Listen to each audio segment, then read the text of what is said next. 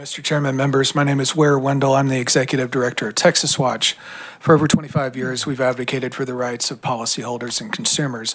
Very much appreciate the questions from the dais earlier about the need for insurance reform in this state.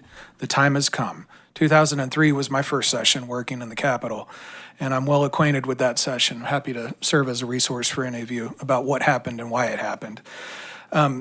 Essentially, what's happening right now is we're not purchasing insurance that covers our roof, if you stop and think about it. So deductibles have gone up to 2%, 5% for some folks. We've heard that homes cost $350,000. You suffer a loss and you've got to come out of pocket thousands of dollars before that policy triggers.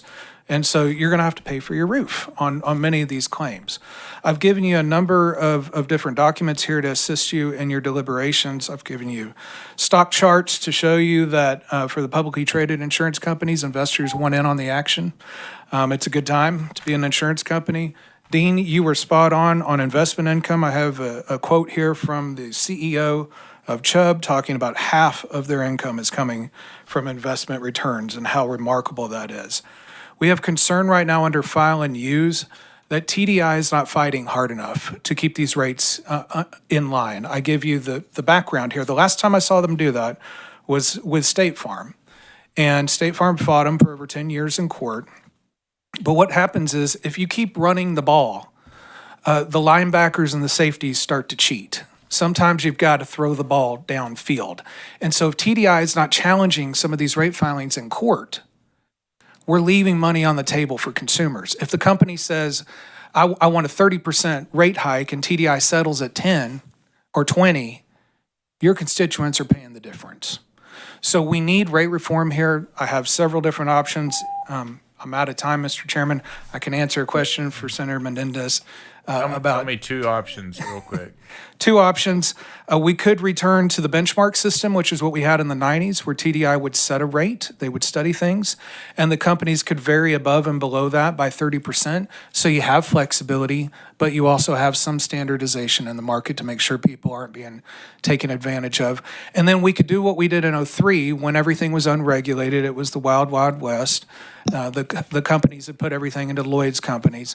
And we told TDI, look at all the rates. Everybody, show us your homework, look at all the rates, and then order reductions.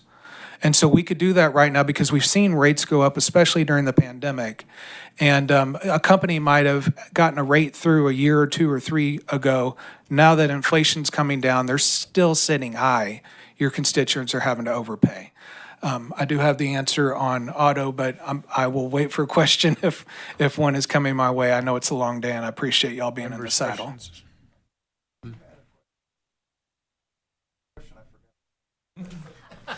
You asked a question, Senator, about when we last looked at auto limits.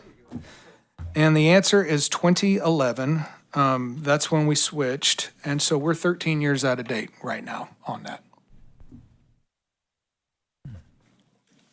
Right.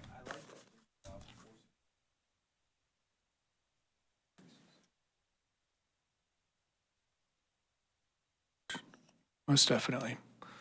Mr. Chairman, I highlight the need for appraisal reform as well, and we thank you for your leadership on that. That's a way to get those simple disputes settled quickly. Yeah. Maybe we'll get this done this session. Thank you, all panel.